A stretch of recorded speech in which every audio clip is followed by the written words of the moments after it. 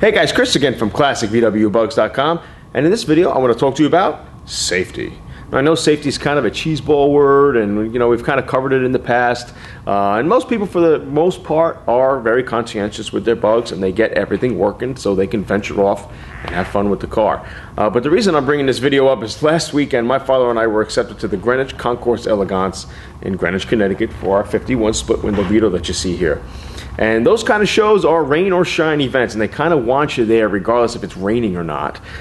So I took it upon myself to watch the weather, and sure enough they were predicting rain, pretty much light rain during the day, and then towards the end of the mid-afternoon, towards the end of the day, it was going to get really heavy. So I was hoping we were going to make it out of there before it really started to pour. Sure enough we did, but on the way home it started to downpour, and I mean downpour like I've never seen in years. And I'm traveling on 287, I-95. If you know those regions here in the Northeast, those roads, they suck.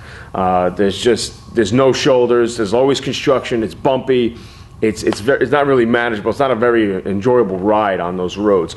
And I got to the Tappan Zee Bridge. It's got to be one of the worst bridges in the country, which they were going to be tearing down and making a new one, but there's construction going on that, and there are no shoulders at all. So I said to myself, man, if I break down on this bridge, man, I'm screwed. So if you were ever to break down on a road that has no shoulders, your best bet is to get the hell out of the car and get far away from it, because the last thing you want is to get rear-ended from behind, and you're talking life and death there.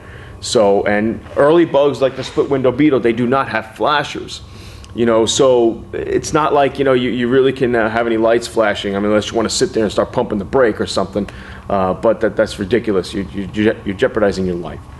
So, long story short, this car made it home without an issue. Those little wipers, those one-speed wipers, actually did clean the glass. I couldn't see at one point, and almost 2 feet in front of me because it was pouring so much. But the reason I'm doing this video is you got to make sure all that stuff works. I know people restore these bugs to high end, like you see behind me, and they neglect and they overlook some of the other crucial things like safety, like wipers, horns, directionals, flashers if you have them, your brake lights, things like that. I mean, I know I just got to take it to shows. I'm not too worried about that stuff. I just want it to look good. Yeah, I don't want it to just look good, and that's beautiful.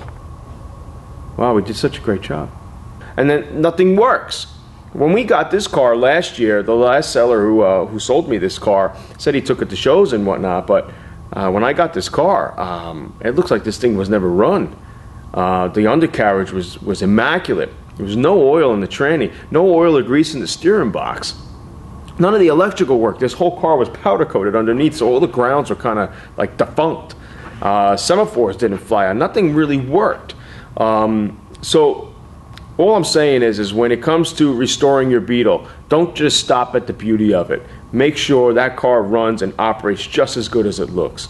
Because I'm coming across many cars for sale that I want to purchase, and the horns don't work, the directionals don't work, the wipers don't work. If I would have gotten caught in that rainstorm and those wipers stopped working or didn't work, man, I would have been in massive trouble.